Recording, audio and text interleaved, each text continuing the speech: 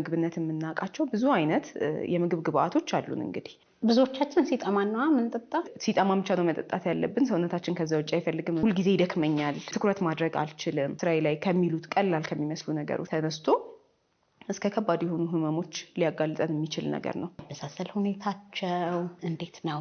ቅባቱን የምናጋልጥበት የሙቀት መጠን እና እሳት ላይ የምናቆየው ጊዜ፣ እነዚህ ሁሉ ናቸው ለጤናችን ተጽዕኖ የሚኖራቸው። ሁለቴስ ማጠባችን ምንድነው ጉዳት? ከልክ በላይ የምንመገባቸውን ነገሮች ስንቀንስ ወደ መጠን ስናመጣ ጤናማ ሆነው ማካተት እያለብን ደግሞ ያላካተትናቸው ያጎደልናቸውን ነገሮች ለመተካት አይሆነንም።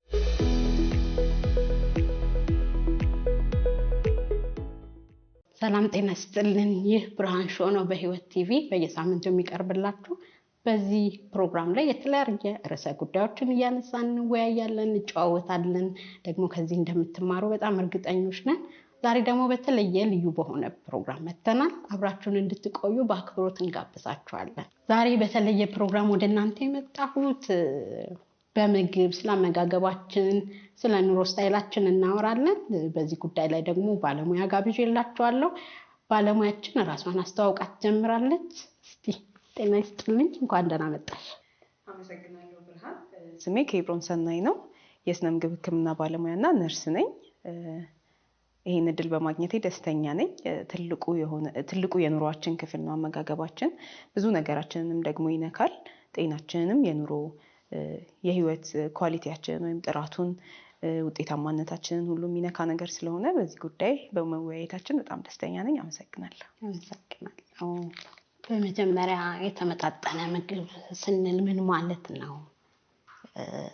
ብዙዎቻችን ምግብ መብላታችን እንጂ አክቹሊ ምንድነው የምንበላው ምን ይዘት አለው ምናምን አናውቅምና ለኛ ለሰውነታችን በጣም አስፈላጊ ሆኖ ትክክለኛ አመጋገብ የተመጣጠነ ብላችሁ እናንተ የምትሉት ምንድነው? እሱ መጀመሪያ ብታብራሪልን። በጣም ጥሩ ጥያቄ ነው። ከዚህ ነው መጀመርም ያለብንና የተመጣጠነ አመጋገብ ስንል በዋናነት ማሰብ ያለብን የተለያየ አይነት የምግብ ግብአቶችን ስለማካተት ነው። ብዙ ሚስ አንደርስታንዲንግ ስላለ ይሄንን አጥርተን መጀመር ይኖርብናልና ለምግብነት የተዘጋጁ ወይም በምግብነት የምናውቃቸው ብዙ አይነት የምግብ ግብአቶች አሉን። እንግዲህ የእንስሳት ተዋጽኦች አሉን፣ የአትክልት ተዋጽኦች አሉን። ከአትክልት ተዋጽኦችም ደግሞ እንዲሁ እህሎች አሉን፣ አትክልቶች አሉን፣ ፍራፍሬዎች አሉን፣ እንዲሁም ደግሞ የተለያዩ የምግብ ቅባቶች አሉን እና እነዚህ ሁሉ አንድ ላይ ሲሆኑ ነው የተመጣጠነ ምግብ የምንለው። ግን ግብአቱ መሟላቱ ብቻ ሳይሆን ደግሞ መጠኑም ይወስነዋል። የትኛውን በብዛት መውሰድ አለብን፣ የትኛውን በአነስተኛ መጠን መውሰድ አለብን የሚለውም መመጣጠኑንና ጤናማነቱን ይወስናል ማለት ነው። ለምሳሌ እህሎችን በብዛት እንመገባለን። ከምግባችን ውስጥም ኃይል ሰጪ የምንላቸውን ማስወገድ በጣም ቀላልም አይደለም፣ ብዙም አስፈላጊም አይደለም።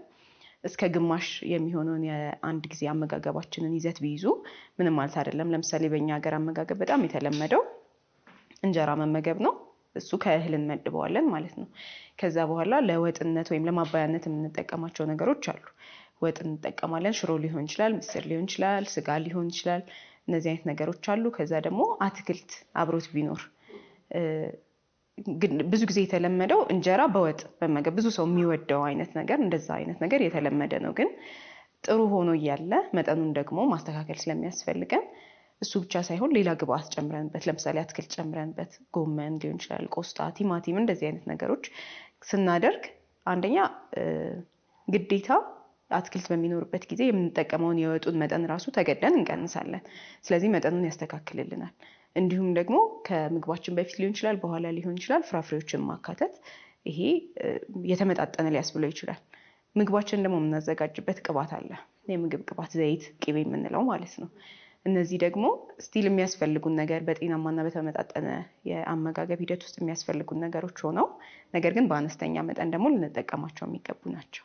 ስለዚህ ውሃ መጠጣትም እንደዚሁ ደግሞ የምናካትተው ነገር ነው። በጣም ወሳኝ የሆነ ሰውነታችን እንኳን ከተሰራበት ነገር ወይም ግብአቶች በጣም ትልቁን ድርሻ የሚይዘው ውሃ ነው። እንግዲህ ፈሳሽ ነው። ስለዚህ በጣም ያስፈልገናል ማለት ነው። ስለዚህ የተመጣጠነ ስንል የተለያዩ ግብአቶችን ያሟላ አንደኛው ነው። ሁለተኛው ደግሞ እነዛ ግብአቶች አስፈላጊ የሆነ መጠናቸው ወይም ኮምፖዚሽናቸው የተጠበቀ መሆን አለበት። ስለዚህ ሁሉም ያስፈልጉናል፣ ግን ሁሉንም ደግሞ መጠናቸውንም መጠበቅ ይኖርብናል እንጂ የተወሰኑ የምግብ አይነቶች ላይ ብቻ ትኩረት አድርገን ሌሎችን ደግሞ የምናስወግድበት ከሆነ የተመጣጠነ ነው ማለት አንችልም። ውሃ ግን ስትይ ብዙዎቻችን ሲጠማን ነው የምንጠጣ። ግን እሱ እንዴት ነው የውሃ? ልክ ነው። ውሃ ላይ ብዙ አይነት አመለካከቶች አሉ። ሲጠማን ብቻ ነው መጠጣት ያለብን፣ ሰውነታችን ከዛ ውጭ አይፈልግም የሚሉም አሉ። ሬጉላርሊ ደግሞ መወሰድ አለበት የሚሉም አሉ። እንደኔም እንደ ባለሙያም ደግሞ እኔም የምስማማበት ሬጉላርሊ መወሰድ አለበት ውሃ። ምክንያቱም ሰውነታችን ጤናማ የሆነውን ሂደት በየቀኑ ለማካሄድ የሚያስፈልገው ነገር ነው። መብላት ብቻውን በቂ አይደለም፣ ፈሳሽ ያስፈልገዋል፣ ማገዝ አለብን እና የሚያስፈልገን መጠን ደግሞ እንደ ሰውነት ክብደታችን፣ እንደ ስራችን ሁኔታ፣ እንደምናስወጣው የፈሳሽ መጠን በተለያየ መንገድ ለምሳሌ እንቅስቃሴ የሚያዘወትር ወይም ከባድ አይነት ስፖርቶች የሚሰራና በላብ ብዙ ፈሳሽ የሚያስወግድ ሰውና ብዙውን ጊዜውን ደግሞ ተቀምጦ የሚያሳልፍ ሰው አንድ አይነት ውሃ መጠን አያስፈልገውም። ስለዚህ እሱን ሁሉ ባካተተ መንገድ ውሃ አስፈላጊ ነው። ብዙ ጊዜ ግን የምንሳሳተው ነገር አንደኛ ሲጠማን ነው የምንጠጣው፣ ሁለተኛ በአንዴ ብዙ መጠጣት አለ፣ ከምግብ ጋር መጠጣት አለ። ውሃ ላይ የምንሳሳታቸው ነገሮች እነዚህ ናቸው። ስለዚህ ውሃ ትንሽ ትንሽ ሬጉላርሊ ቀኑን ሙሉ መውሰድ የተሻለ ይሆናል። ሰውነታችንም በሚፈልገው መንገድ ለመጠቀም በሚፈልገው መጠን ለመጠቀም ጊዜ ልንሰጠው ይገባል። በአንድ ጊዜ የምንወስደው ነገር ከሚያስፈልገውና ከሚችለው በላይ የመሆን እድል ስለሚኖረው የሚፈልገውን ይጠቀማል፣ ቶሎ ለማስወገድ ወደዛ ይሄዳል የሰውነታችን ሲስተም። ግን ሬጉላርሊ በቀኑ ውስጥ ትንሽ ትንሽ እያደረግን ፉት እያልን ሊሆን ይችላል እየጠጣን ለሰውነታችን አስፈላጊውን ያህል የፈሳሽ መጠን መስጠት አለብን። አለበለዚያ የውስጥ የሰውነታችን ክፍሎች ወይም ኢንተርናል ኦርጋንስ የምንላቸው ላይ ጫና እንፈጥራለን ማለት ነው። ለማጣራትም አንዳንድ አላስፈላጊ ነገሮችንም ለማስወገድ በቂ ውሃ ያስፈልገናል እና የውሃ እጥረት ደግሞ ከብዙ የጤና ችግሮች ጋር የሚገናኝ ነገር ነው። አንዳንዴ አናስተውለውም፣ አናውቀውም። ግን ይሄ ከቀላል ከሆኑ ይሄ ሁልጊዜ ይደክመኛል፣ ኮንሰንትሬት ማድረግ ይሄ ትኩረት ማድረግ አልችልም ስራዬ ላይ ከሚሉት ቀላል ከሚመስሉ ነገሮች ተነስቶ እስከ ከባድ የሆኑ ህመሞች ሊያጋልጠን የሚችል ነገር ነው የውሃ ወይም የፈሳሽ እጥረት ወይም ዲሃይድሬሽን የምንለው ማለት ነው። ስለዚህ ሰውነታችን ኮንሲስተንትሊ የውሃ አቅርቦት ይፈልጋል። ሌላው ደግሞ ከምግብ ጋር የምንመገበው ነው። ቀደም ስንጠጣ የምንሳሳተው ስህተት ነው። ቀደም ብዬ እንዳልኩት ብዙ ጊዜ እየበሉ መጠጣት የተለመደ ነገር ነው። አንዳንድ ሰዎች ፉት እያሉ አብሮ የመጠጣት ነገር አለ። እሱን ማስወገድ የሚኖርብን ነገር ነው። ከምግብ ጋር በቂ የሆነ ጋፕ ልንሰጠው ደግሞ ይገባል። በምግብ ሰዓት ሌላውን ሰዓት መጠጣት እንደ ልባችን ቀስ እያልን መጠጣት ብንችልም ከምግብ ጋር ግን ከምግብ መፈጨት ሂደት ጋር ትንሽ ተጽዕኖ ስለሚኖረው በቂ ጊዜ ግማሽ ሰዓት እንደዚህ ያህል ከምግባችን ጋር ልዩነት እንዲኖረው ይመከራል ብዙ ጊዜ ማለት ነው። ስለዚህ እነዚህን ስህተቶች እስካስወገድን ድረስ ሰውነታችን የሚያስፈልገውን የውሃ መጠን መስጠት ለጤናችን በጣም ወሳኝ ነገር ነው። ብዙ ጊዜ ደግሞ በተለይ በሴቶች አካባቢ የቆዳ ውበት ጉዳይ ኮንሰርን ያደርገናል። እንደዚህ አይነት ነገሮች አሉ። ውጫዊ ነገሮች ላይ ማተኮር አለ። አንደኛው የቆዳችንን ጤንነት የምንጠብቅበት እና አላስፈላጊ የሆኑ ጊዜያቸውን ያልጠበቁ ነገሮች ቆዳችን ላይ እንዳይከሰቱ የምናደርግበትም ነገር ውሃ ነው እና ውሃ በጣም መጠቀም በጣም አስፈላጊ ነገር ነው። ሌላው ግን አሁን እነዚህ የተመጣጠነው ምግብ የምንላቸው በጥሬ የሚበሉና አብስለን የምንመገባቸው ብለን መክፈል እንችላለን። ጄኔራሊ ሳይበስሉ የምንበላቸው ሊኖሩ ይችላሉ። እንደገና አብስለን የምንመገባቸው አሉ። ጥሬ ላይ ያሉት ነገር ያው ብዙ ማሳሰቢያ አይደሉም፣ ማጥበሽ መመገብ ነው። ግን እነዚህ አብስለን የምንመገባቸው ግን ያበሳሰል ሁኔታቸው እንዴት ነው? ጥንቃቄውስ? ሞስትሊ አትክልቶች በተለይ ስናበስል ያለን ጥንቃቄ ትንሽ እሱ ላይ እስቲ ብታወሪልን። ልክ ነው። በጥሬ መመገብ የምንችላቸው ነገሮች አሉ፣ አብስለን መመገብ የምንችላቸው አሉ። በሁለቱም ደግሞ መንገድ መመገብ የምንችላቸው ነገሮች አሉ። ያው መቼም ስለ ስጋ አናወራም እዚህ ላይ ብዬ አስባለሁ። በጥሬ እኛ ሀገር ላይ አመጋገቡ የተለመደ ቢሆንም ያው ከብዙ የጤና እክሎች አንጻር እሱን ቶታሊ አናበረታታም። እንደውም ጥሬ ብቻ ሳይሆን ለብ ለብ አድርጎ ሙሉ ለሙሉ እስከ ውስጡ ድረስ ሳይበስል መመገብም የሚመከር ነገር አይደለም። ምክንያቱም በውስጡ በሽታ ሊያመጡብን የሚችሉትን ነገሮች በበቂ ሙቀት የሚጠፉበትን ኢንቫይሮንመንት መፍጠር ስላለብን፣ ስጋ ስንል ደግሞ ይሄ የበሬ የበግ ስጋ ብቻ ሳይሆን ዶሮና አሳንም ጨምሮ ነው እና በጥሬ በፍጹም ብንመገባቸው የማይመከሩ እንዲሁም ደግሞ እንደለመድነው ለብ ለብ ማድረጉ ትንሽ የጤና እክል ሊኖረው ስለሚችል ወይም ደግሞ ጤናችን ላይ ጉዳት ሊያመጡ የሚችሉ ነገሮችን በበቂ ሁኔታ ስለማያስወግድልን በሚገባ በስሎ መመገብ ያለብን ነገር ነው። አጽንኦት ሰጥቼ የማወራው በእኛ ባህል ውስጥ የተለመደ ስለሆነ ነው። ሌላው ወደ አትክልቶች ስንመጣ ብዙ አትክልቶች በሁለቱም መንገድ መበላት ይችላሉ። በሁለቱም መንገድ ስንመገባቸው የተለያየ ጥቅም ልናገኝባቸው የምንችላቸው አትክልቶች አሉ። ለምሳሌ እንደነ ካሮት፣ እንደ ቲማቲም ያሉትን በሁለቱም መንገድ እንመገባቸዋለን። ይሄ የተለመደ ነው። በጥሬው በምንመገባቸው ጊዜ በተለይ በውሃ ውስጥ የሚሟሙ የምንላቸው በአትክልት ውስጥ የሚገኙ ቫይታሚኖች ሙሉ በሙሉ እንድናገኛቸው ይረዳናል። አብስለን በምንመገባቸው ጊዜ ደግሞ ሙቀት አክቲቬት የሚያደርጋቸው ደግሞ ንጥረ ነገሮች አሉ እነዚህ አትክልቶች ውስጥ ማለት ነው። ስለዚህ በጥሬውም ብንመገባቸው የምናገኛቸው አድቫንቴጆች አሉ። አብስለንም ስንመገባቸው ደግሞ የራሳቸው አድቫንቴጆች ያሏቸው አሉ። አንዳንድ አትክልቶች እንደምናውቀው በጥሬው ለመብላት ከባድ ናቸው። ለምሳሌ ድንችን በጥሬው መብላት አንችልም። በእርግጥ ድንችን ሞሮፍ ወደ ስታርች ስለሆነ የምንመድበው ከእህሎቹ ጋር አድርገን ነው ብዙ ጊዜ እኛ የምናስበው እና ሌሎቹንም እንደዚህ ብናይ ጎመን፣ ቆስጣ ብዙ ጊዜ ማብሰል ይጠበቅብናል። ስናበስላቸው ግን እንዴት መሆን አለበት? ይሄ ጥብስብስ ያለ ነገር እንወዳለን ብዙ ጊዜ። እሱ ለጤናችን የሚመከር ነገር አይደለም። አንደኛ የቅባት መጠኑ ብዙ ነው የተጠባበሰ ነገር ላይ ስናደርግ። ሁለተኛ እሳት ላይ አላስፈላጊ ጊዜ ላላስፈላጊ ሙቀት እያጋለጥን እናቆያቸዋለን። ከዚህ ሁሉ በተጨማሪ ደግሞ ውስጣቸው ያለውን ኒውትሪየንቶች ወይም ጠቃሚ ንጥረ ነገሮች እስከምናጣቸው ድረስ ነው ብዙ ጊዜ የምናበስላቸው ማለት ነው። ብዙ ከውሃ ጋር ሟምተው ልናጣቸው የማንችላቸው ንጥረ ነገሮች ካልሆኑ በስተቀር ብዙዎቹን ቫይታሚኖች እናስወግዳቸዋለን በዚህ ሂደት እና በቂ ወይም ደግሞ ልናገኝ የምንችለውን ሙሉ ጥቅም እንዳናገኝ ያደርገናል። አትክልቶችን ስናዘጋጅ ከማብሰላችን በፊት ራሱ ያለን ዝግጅት የሚያስፈልገንን ንጥረ ነገር ማግኘታችን ላይ በጣም ኢፌክት አለው። ለምሳሌ ያነሳነውን ጎመን ወይም ቆስጣ እንደዚህ አይነት አትክልቶች የምናዘጋጅበትን ሂደት ብናይ ብዙ ጊዜ ከከተፍን በኋላ ለአስተጣጠብ እንዲመቸን ብለን ከከተፍን በኋላ ማጠብ እንደዚህ አይነት ነገር አለ። ያ ይሄ አትክልቱ ከውሃው ጋር ያለውን እንዴት ነው ሰርፌስ ኤሪያውን ስለምንጨምረው ውሃው መውሰድ የሚችለውን ነገር ሁሉ ከውሃ ጋር ታጥበው መሄድ የሚችሉ ነገሮችን ሁሉ እንዲወስድ እድል እንሰጠዋለን። ግን በሙሉ እንዳሉ ቅጠሎቹን አጥበን ከዛ በኋላ ከትፈን ብናዘጋጅ የተወሰነ ይረዳናል ማለት ነው። ምክንያቱም ገና ከከተፍነው በኋላ ለእሳት ስለምናጋልጠውና በእንፋሎትም የምናጣቸው የተወሰኑ የሆነ ያህል መጠን ንጥረ ነገሮችን በዛ መንገድ የምናጣበት ሁኔታ ስለሚኖር ዝግጅታችን ላይ ይጀምራል ማለት ነው። ሰላጣንም በጥሬውም ለመመገብ ቢሆን አስተጣጠባችን ከመክተፋችን በፊት ነው ወይስ በኋላ የሚለው በተመሳሳይ መንገድ ተጽዕኖ ይኖረዋል ማለት ነው። ስለዚህ አትክልቶችን አንደኛ በጣም በአነስተኛ ቅባት ማብሰላችንን እርግጠኛ መሆን አለብን። ሌላው በበቂ ብቻ ሙቀት ለረጅም ጊዜ መጣድ የለባቸውም።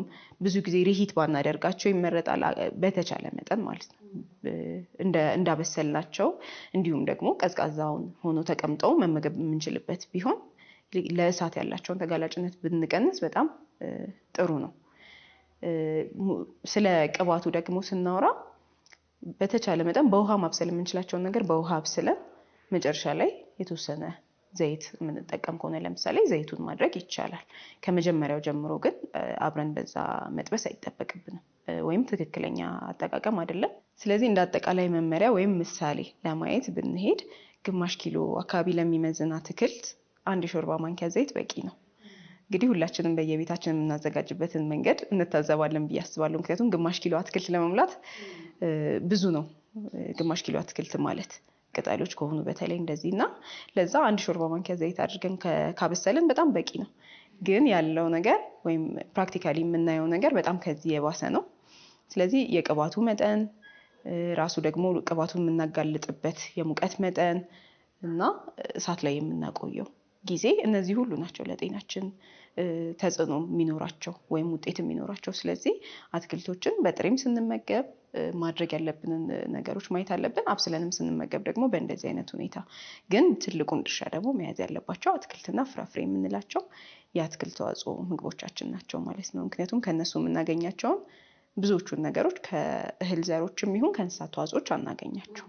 እነዚህ ደግሞ ሰውነታችን ራሱን እንዲጠግን ህመሞችን በብቁ ሁኔታ እንዲከላከል ያሉ ህመሞችም ካሉ ደግሞ ቶሎ ለመቆጣጠር የሚረዱ ነገሮች ስለሆኑ ያሏቸው በአመጋገባችን ውስጥ ትልቁን ድርሻ መያዝ ይኖርባቸዋል ማለት ነው። በየዕለቱ ልንመገባቸው ይገባል። በየምግብ ሰዓታችን ልንመገባቸው ይገባል።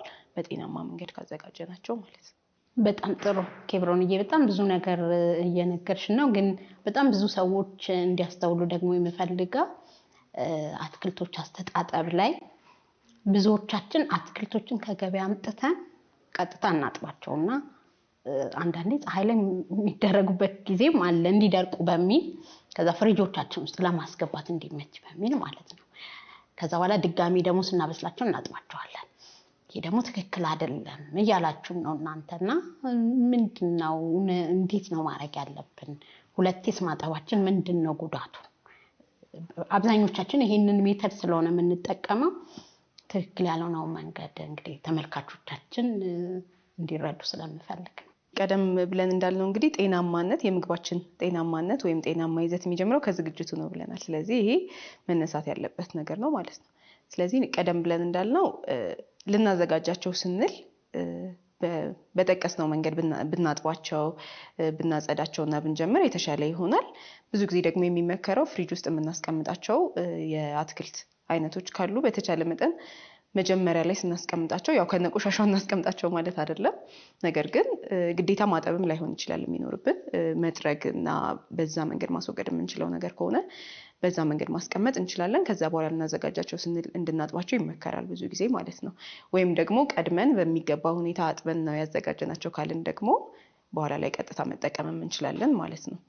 ግን ጥሬ የምንበላቸው ከሆኑ ሁል ጊዜ በሚገባ ሁኔታ ማጠባችንን እርግጠኛ መሆን አለብን በማንኛውም ጊዜ።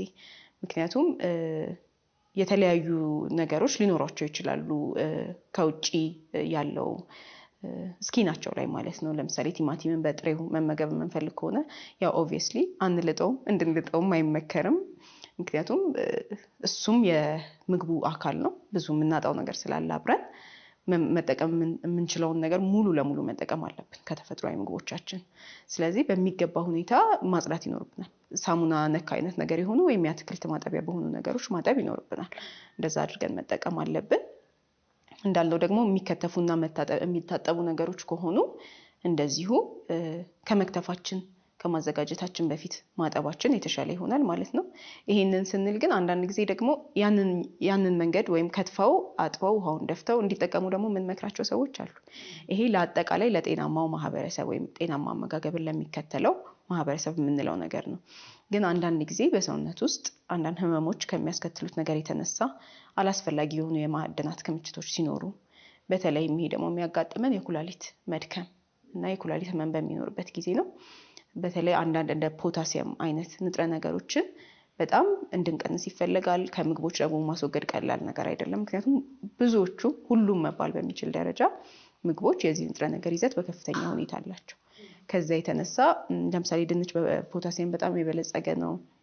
አረንጓዴ ቅጠላ ቅጠሎች ለሌሎች ህመሞች ለመከላከል ወይም በጤናማ አመጋገብ ውስጥ አብዝተው እንዲወስዱ ከምንፈልግበት ነገር አንዱ ለልብና ለደም ስር ጤና ለምሳሌ ያላቸው የፖታሲየም ይዘት ነው። ግን ለነዚህ ሰዎች ደግሞ መቀነስ ስለምንፈልግ ያው አብረን ሉዝ የምናደርጋቸውን ነገሮች እንዳሉ ሆነው አማራጭ ስለሌለ በዚህ መልክ እንዲያዘጋጃቸው ከትፈው ውሃ ውስጥ አቆይተው ያንን ውሃ ደፍተውት እንዲጠቀሙት የተወሰነ መጠኑ እንዲቀንስላቸው የምናደርግበት ሁኔታ አለ ከጤና አንጻር። እንደ አጠቃላይ ለሁሉም ሰው ግን የሚመከረው ነገር ምንድነው ካልን ቀደም ሲል እንዳልነው ከማዘጋጀታችን በፊት ንጽህናቸውን በሚገባ መጠበቅና ሙሉ ለሙሉ ከተፈጥሮ ልናገኝ የሚገባንን ፓኬጅ ማግኘት አለብን። አሁን ተመጣጣኝ ምግብ የምንላቸው ላይ ነው እያወራን ያለነው እና መቼስ ተመልካቾቻችን በጣም እንዳይታዘቡንም እንደ ህብረተሰብ ውስጥ እየኖርን እነዚህን ሁሉ ነገሮች አሟሉ ስትሉን አይከብድም ወይ የሚል ጥያቄ ይነሳብናል። ግን አንደኛው በአንደኛው መሸፈን የምንችልባቸው ለምሳሌ ስጋ ባንበላ ግን ስጋን የሚተኩ ነገሮች ልንበላ እንችላለን አይደለ? ከፍራፍሬ ቫይታሚን ኤ የምናገኘውን ካልበላን በሌላ ደግሞ የምንተካቸው ነገሮች ኢኮኖሚያችንን ባገናዘበ ሁኔታ መመገብ እንችላለን ወይ? ሁላችንን የሚያማከለ እንዲሆን ብዬ ነውና ምን ትያለሽ እስቲ ስለሱ? እሺ ይሄ እንግዲህ በጣም ጥሩ ጥያቄ ነው። በጣም ልንነጋገርበት የምንችልበት ጉዳይ ነው ብዬ አስባለሁ። እኛም እለት ማለት ይቻላል ከሚገጥሙን ጥያቄዎችና ቻሌንጆች ውስጥ ነው ይሄ። ኢንፐርሰን ከሰዎች ጋር ስናወራ ሊሆን ይችላል፣ በሶሻል ሚዲያዎቻችን ላይ ትምህርታዊ ነገሮችን ስንለቅ ሊሆን ይችላል። ኢትዮጵያ ውስጥ እኮ ነው ያለነው፣ ለራሳችን ምግብ የለንም፣ እንደዚህ አይነት ነገሮች ይስተዋላሉ። እና ሁልጊዜም የምንለው ነገር ጤናማ አመጋገብ፣ በእርግጥ ሁልጊዜ ኤክስትሪሞች አሉ። በጣም ከመጠን ያለፈ አይነት አመጋገብ የሚመገቡ ሰዎች አሉ። ለዕለት ጉርስም ደግሞ ያጡ ሰዎች አሉ። ይህንን ኮንሲደር እናደርጋለን። እንደ አማካይ ግን አብዛኛውን የማህበረሰብ ክፍል ስለሆነ አድሬስ የምናደርገው ወይም አስበን መነጋገር ያለብን እኛ የምንለው እንግዲህ የጤናማ አመጋገብ ወይም የተመጣጠነ አመጋገብን መመገብ ሁሉም ሰው የማይችለው ነገር አይደለም። ወይም ሁሉም ሰው የማይችለውና የሚበዛበት ነገር አይደለም። አቺቨብል ነው፣ ሁሉም ሰው ሊያደርገው ይችላል ብለን ነው ሁልጊዜ ሰዎችን ቻሌንጅ ልናደርግ ወይም ኮንቪንስ ልናደርግ የምንሞክረው። ይሄ ማለት ምን ማለት ነው? አመጋገባችን ሲታይ ፓተርኑ፣ ለምሳሌ እኛ ደንበኞቻችንን በምናስተናግድበት ጊዜ ከምንወስዳቸው መረጃዎች አንዱ ቢያንስ ለአንድ ሳምንት የሚመገቡትን አመጋገብ ጽፈውልን እንዲመጡ እንዲህ በማስታወስ ሳይሆን አክቹዋሊ እየበሉ እየጻፉ ያልተቀየረውን ምክር ያላገኙበትን አመጋገባቸውን እየጻፉ እንዲመጡ የምናደርግበት ነው። እና እነዛን ዶክመንቶች ወደኋላ ሄደን ሪቫይዝ ብናደርጋቸው ያለው ችግር ምንድነው? አንዳንድ ነገሮችን ከመጠን በላይ መጠቀም፣ አንዳንድ ነገሮችን ሙሉ ለሙሉ ማስወገድ ወይም ደግሞ በጣም በትንሽ መጠን መጠቀም፣ እንደዚህ አይነት ነገሮች አሉ። በእኛ ማህበረሰብ በጣም የተለመደ ነው። ለምሳሌ አብዛኛው ሰው ስጋ ይወዳል። በተገኘ ቁጥር ከመጠን ያለፈ ሰውነታችን ከሚፈልገው በጣም ያለፈ መጠን ይመገባል። ከዛ ስጋ በማይመገብበት ጊዜ ደግሞ ሌሎች የተለመዱ አይነት ወጥ የምናዘጋጅባቸውን ነገሮች ለምሳሌ ሽሮ ወጥ፣ ምስር ወጥ፣ ድንች ወጥ ብቻ እንደዚህ እያደረገ ሊመገብ ይችላል። አትክልት ላይ ብዙ ትኩረት አይደረግም። ፍራፍሬ ላይ ብዙ ትኩረት አይደረግም። ከዛ ደግሞ በጣም በሁለተኛ ደረጃ ቢወደድ ያልተሆነው ነገር የምግብ ቅባት ነው። በጣም እስከዛሬ ድረስ እኔ ሙሉ በሙሉ ማለት ይቻላል ካስተናገድኳቸው ሰዎች ጤነኛ የምግብ ቅባት አጠቃቀም አለው ከምክር አገልግሎት ከማግኘቱ በፊት የምለው ሰው እስከማይኖር ድረስ ማለት እችላለሁ። በጣም ብዙ ነው የምንጠቀመው። አንደኛ ዋጋቸው ውድ ነው። ይሄንን ስናይ ማለት ነው ከአትክልት ከፍራፍሬ ጋር የምናወዳድራቸው ነገሮች አይደሉም። በየዕለቱ እየጨመረ የሚሄድ ነገር ነው። ለምሳሌ ዘይት፣ ቂቤ የመሳሰሉት ነገሮች እና ምንድነው አጠር ባለ መንገድና ወይም ለሁላችንም በሚገባን መንገድ ለማድረግ ብንሞክር ከልክ በላይ የምንመገባቸውን ነገሮች ስንቀንስ ወደ መጠን ስናመጣ ጤናማ ሆነው ማካተት እያለብን ደግሞ ያላካተትናቸው ያጎደልናቸውን ነገሮች ለመተካት አይሆነንም ወይ ነው። በዚህ መንገድ ነው ሁሉም ሰው ራሱን ቻሌንጅ እንዲያደርግ የምመክረው እኔ ማለት ነው። ምክንያቱም ዘይት በጣም ውድ ነው። ስቲል ግን በጣም ከሚያስፈልገን 3 እጥፍ 4 እጥፍ ደግሞ እንጠቀማለን። ያንን ግን ወደ ትክክለኛው መጠን ብናመጣው የሚሰጠን ልዩነት ሌላውን ደግሞ ያስወገድነውን ወይም ደግሞ ችላ ያልናቸውን እንደነ አትክልት እንደነ ፍራፍሬ ያሉ ነገሮችን አያሟላልንም ወይ አይሸፍንልንም ወይ ብዬ አስባለሁ። ስጋም እንደዚሁ እንደተነጋገርነው ስጋ ተመጋቢዎች በጣም አሉ። ስጋ መመገብ በተቻለ ጊዜ ሁሉ ስጋ ብቻ እስኪባል ድረስ በአባባሪዎቻችን ውስጥም በባህላችን ውስጥም አለ እና የስጋ ምግቦችን ስናቀርብ ሌሎች አትክልቶች አብረው መቅረብ እንደነውር ሁሉ የምናይበት ሁኔታ አለና ከሚያስፈልገን አሁንም 3 እጥፍም 4 እጥፍም ከዛም በላይ ልንመገብ እንችላለን በአንድ ጊዜ። ሰርፕራይዚንግሊ አንድ ሰው በአንድ ጊዜ መመገብ ያለበት የስጋ መጠን 100 ግራም በአንድ አመጋገብ ውስጥ በቀን ውስጥ 300 ግራም ከሩብ ትንሽ ከፍ ያለ ማለት ነው 300። እኛ ግን ስናገኝ ምን ያህል ነው የምንበላው ነው ጥያቄው መሆን ያለበት። እና ባይመከርም ቀደም ብለን እንዳልነው ይሄ ጥሬ ስጋ ቁርጥ የመብላት ባህል አለ። ምን ያህል ነው በአንድ ጊዜ የሚበላው? ከዛ በኋላ የበዓል ሰሞን ሲሆን የሆነ ምክንያት ስናገኝ፣ ምክንያቱም ምግብ የህይወታችን አካል ነው፣ ትልቁ አካል ነው። ደስታችንን በምግብ ነው የሚገለጸው፣ ሀዘናችንን በምግብ ነው የሚገለጸው። በቃ ልደትም ከሆነ ሰርግም ከሆነ ሀዘንም ከሆነ ምንም ነገር ካገኘን መገባበዝ አለብን ምግብ። በዛ ጊዜ ምን አይነት ነገር ነው ፓተርናችን? ባገኘነው ቁጥር በጣም ብዙ ከሚያስፈልገን በጣም ብዙ እጥፍ ስለምንሄድ ነው ሌሎቹን ነገሮች ማካተት ያቃተን ብለን ነው የምናስበው እኛና ወደ ፍራፍሬዎችን ብንመጣ በእርግጥ አንዳንድ ጊዜ ከአቅም በላይ ይሆናል ዋጋቸው። በተለይ ደግሞ የሚመረቱበት ወቅት ባልሆነበት ጊዜ ከአቅም በላይ ይሆናል። ይሄ በጣም የታወቀ ነው። ለምሳሌ ብርቱካን አንድ ሰሞን በጣም ውድ ይሆናል፣ ምርቱ ብዙ የሆነበት ጊዜ ላይ ደግሞ ይቀንሳል። አቮካዶን ብንወስድ እንደዛ፣ ሙዝንም ብንወስድ እንደዛ። አንዳንድ ጊዜ ደግሞ የተለመደ አባባል ምን አለ፣ ለልጆች ምን ያደርግላቸዋል የሚሉ ሰዎች አሉ። አትክልትና ፍራፍሬ ደግሞ ምን ያደርግለታል? ምግቡን ይብላ እንጂ እያደገ ነው፣ የሚጠግነው ነገር ያስፈልገዋል። እንዲህ አይነት ነገሮች እናቶች ጋር የተለመዱ ናቸው። ልጆችም ግን ያስፈልጋቸዋል። ልጆችም በራሳቸው ልክ ብዙ ጊዜ የሚመከረው እንግዲህ ለአብዛኛው ጤናማ ማህበረሰብ 5 እጅ አትክልትና ፍራፍሬ በቀን ውስጥ እንዲያካትት ነው። 5 እጅ አትክልትና ፍራፍሬ ምንድነው ወደሚለው ይወስደናል ግዴታ። ስለዚህ በፍራፍሬዎች ብንወስድ እንደ ብርቱካን እንደ ሙዝ ያሉት አነስተኛዎቹ መጠን 1 እጅ ብለን መውሰድ የምንችላቸው ናቸው። ያ ማለት ሳይዙ በጨመረ ቁጥር 2 ፖርሽን ወይም 2 እጅ ሊሆንልን ይችላል ማለት ነው። ለምሳሌ አንድ ብርቱካን አነስተኛዋ ግን 1 እጅ ናት። ሙዝም እንደዛው። ማንጎ ብዙ ጊዜ ግማሹ እንደውም 1 እጅ ሊሞላ ይችላል ሳይዛቸው። አሁን በተለይ ገበያ ላይ ያሉ ማንጎች ትልቅ ስለሆነ አቮካዶ 1/3 ወይም 50 ግራም፣ የመካከለኛ አቮካዶ 1/3 1 እጅ ነው። እና ይሄ ተደምሮ 5 እጅ ሲባል በጣም ብዙ ይመስላል እንጂ በቀላሉ የምናሳካው ነገር ነው። አትክልቶች የበሰሉ ከሆነ 4 የሾርባ ማንኪያ 1 እጅ ነው። ሰላጣ ከሆነ በእጃችን እንደዚህ አድርገን ልንሞላው የምንችለው 1 እጅ ነው ብለን መውሰድ እንችላለን። ስለዚህ ከቁርስ ከምሳ እስከ እራት ባለን አመጋገብ ውስጥ እነዚህን ደምረን 5 እጅ ማሟላት አለብን። ይሄ ለአዋቂዎች ስለሆነ ወደ ልጆች ስንመጣ ደግሞ ብዙ ጊዜ የምንጠቀመው የእጅ መዳፋቸውን ነው እንደ መለኪያ። በእጅ መዳፋቸው ልክ አንድ የሚሆን ፍራፍሬ 1 እጅ ነው ብለን እንወስድላቸዋለን እና እነሱም በራሳቸው ልክ 5 እጅ አትክልትና ፍራፍሬ መመገብ አለባቸው። ይሄ እንግዲህ ለማንኛውም ጤናማ ሰው ነው። ግን የተለያየ አይነት ደግሞ ተላላፊ ያልሆኑ ህመሞች አሁን በጣም እየበዙ ያሉት እንደ ደም ግፊት፣ እንደ ስኳር፣ እንደ ደም ቅባት መዛባት ወይም ኮሌስትሮል መጠን አላስፈላጊ ኮሌስትሮል መጨመር፣ የሪህ ህመም፣ የመገጣጠሚያ ህመሞች እንደዚህ አይነት ነገሮች ሲኖሩ እንኳን ህመሙ ተገኝቶ ሪስኩ ሲኖረን አንዳንድ ምርመራዎች ይሄ አለ አይደለ ማርጂን ላይ ነው ቦርደር ላይ ነው የሚያሳየው ጥንቃቄ ወሰዱ ስንባል ጀምረን ይሄንን መጠን በእጥፍ ሁሉ ልናደርገው ይገባል። ያ ማለት ከ7 እስከ 10 እጅ ድረስ በቀን ውስጥ ቢወሰድ ይመከራል። ይሄ ማለት ምንድነው? ቅድም እንደተነጋገርነው ባይ ዲፎልት አትክልትና ፍራፍሬያችን አመጋገባችንን በያዘው ቁጥር ሌሎቹን ለመቀነስ እንገደዳለን። ያ ደግሞ በጣም ጥሩ ይሆናል ማለት ነው። ይሄን መምሰል አለበትና ከኑሯችን ጋር እንዴት እናመጣጥን የሚለውን ሁላችንም በራሳችን መንገድ ማስተካከል የምንችለው እንጂ በጣም ሩቅ የሆነ ነገር ነው ብዬ አላምንም።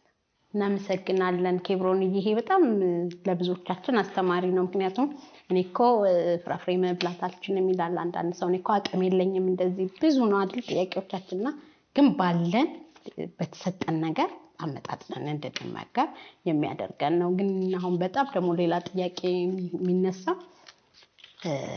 ውፍረት ያላቸው ሰዎች በውፍረት ሳይዝ ይሄንን አትመገቡ ስፔሲፊክ ይሄንን ብሉ ለመቀነስ ማለት ነው ይባላልና እኔ ደግሞ ያንን ምግብ አለ መብላቱ ሰው የሚያጣው ኮንቴንት የለም ወይ?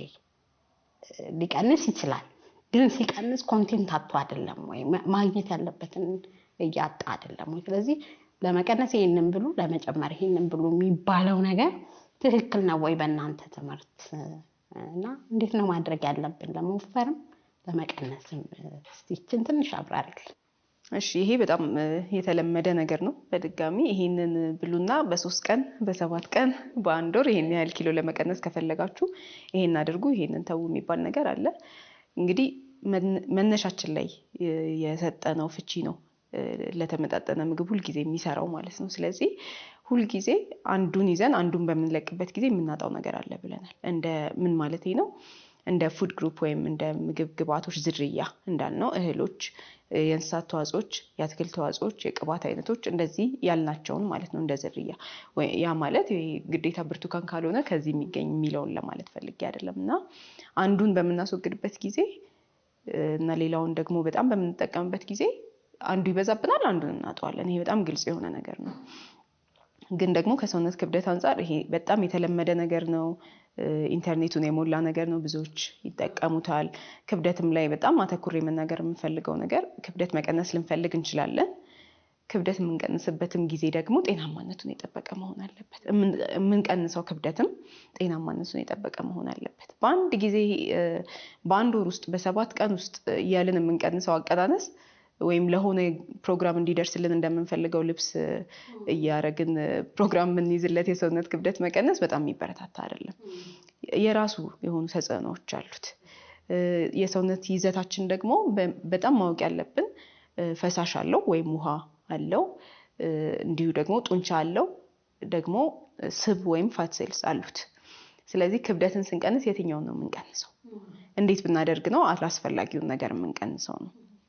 ክብደት ስለመቀነስ ስንነጋገር ብዙ ጊዜ መቀነስ የምንፈልገው ወይም ያለብን ስባችንን ነው። በሰውነታችን ውስጥ አላስፈላጊ የሆነ የስብ ክምችት ካለ ነው መቀነስ ያለብን። ጡንቻዎቻችንን እንፈልጋቸዋለን። በቂ የሆነ የፈሳሽ መጠንም ቀደም ሲል እንደተነጋገርነው እንፈልገዋለን። ስለዚህ ይሄንን ለማድረግ ደግሞ ጊዜ ይፈልጋል። አመጋገባችን ፓተርኑ ነው መቀየር ያለበት። ትዕግስት ይጠይቀናል። ምክንያቱም በአንድ ቀን አይደለም ያመጣነው ወይም ለመቀነስ እንደምንፈልገው በ7 ቀንና በ1 ወር ያመጣነው ነገር አይደለም። ስለዚህ የፈጀውን ያህል ጊዜም እንደው ባይሆን ግን አስፈላጊውን ጊዜ ሰጥተን ነው እዚህ ላይ መስራት ያለብን። አለበለዚያ የስብ መጠናችንን መቀነስ ሲገባን የጡንቻ መጠናችንን እንቀንሳለን። ይሄ ደግሞ ስትሬንግዛችንን ይቀንሳል፣ ብዙ ሌሎችም ምክንያቱም መኖር ያለበት ነገር ስለሆነ ፊዚካል ስትሬንግዛችንን ይቀንሳል፣ ለተለያዩ ህመሞች ያጋልጠናል። ብዙ ጊዜ ሌላው ደግሞ የአጥንት መሳሳት አይነት ችግሮች፣ የማዕድናት እጥረት በከፍተኛ ሁኔታ ስለሚኖር ወይም ብዙ ማዕድናት ባላስፈላጊ መጠን ከሰውነታችን ስለሚወገዱ አጥንታችን ላይ የሚፈጥረው ጫና አለ። ብዙ ሌሎች ህመሞችም ይከተላሉ። ቅድም እንዳልነውም ደግሞ ቀላል የሚመስሉ እንደ ቀድሞ አቅም ማጣት፣ እንደ ቀድሞ ትኩረት ማጣት፣ እንደዚህ ፕሮዳክቲቪቲያችንንም ሊቀንሰው ይችላል። ስለዚህ ውጤቱ ደስ ሊል ይችላል። በአጭር ጊዜ ውስጥ ውጤትን ማምጣት ደስ ሊል ይችላል። ግን ደግሞ ያንን የሄድንበት ረጅም መንገድ ስለሆነ ትንሽ ትዕግስት አድርገን በማይመለስ መንገድ እንደገና ልንሰራ በማይጠይቀን መንገድ ሆኖ እንዲቀጥል ጊዜያችንን መውሰድ አለብን ማለት ነው። ስለዚህ እኛ ጋር የሚመጡ ደንበኞቻችን ለምሳሌ ክብደት ለመጨመርም ለመቀነስም የሚመጡ ደንበኞቻችን እየበሉ ነው የሚጨምሩትም የሚቀንሱትም። ቶታሊ አቮይድ እያደረጉ አይደለም። ብዙ አይነት በየኢንተርኔቱ የምናገኛቸው የአመጋገብ ስርዓቶች ወይም ዳይት ፓተርኖች አሉ። እንዳልኩሽ በአጭር ጊዜ ውጤት ያሳያሉ። ከኋላ የሚያመጡብንን ነገር ግን ወዲያው አናውቀው። ጊዜ ፈጅቶ ነው ከየት መጣ ሁላ ልንል እንችላለን። እንዲህ አይነት ህመም፣ እንዲህ አይነት የጤና እክል ከየት መጣብኝ ሁሉ ልንል እንችላለን። ከምን ጋር እንደሚያያዝ እስከማናውቀው ድረስ ፊት ለፊታችን ያለውን የአጭር ጊዜውን ነገር አይተን ራሳችን ላይ ቋሚ ችግር ነው የምንፈጥረው። ግን አመጋገባችንን አስተካክለን መጨመር ያለበት ካሎሪ ነው ወይ ምንድን ነው፣ እነዚህ ነገሮች በባለሙያ ካልኩሌት ተደርገው ይሰጣሉ። ያ ማለት ግን ምግብን አቁመን አይደለም፣ እየተመገብን ግን አስፈላጊውን ግብአት እያሟላን ሰውነታችን የሚፈልገውን ብቻ እየሰጠ ነው። እንዲሁ ደግሞ ከፋፍለን ነው የምንሰራው። እንዲህ አይነት ነገር 10 ኪሎ መቀነስ ያለበትን ሰው የዛሬ ወር 10 ኪሎ እንዲቀንስ አይደለም አድርገን የምንነሳው።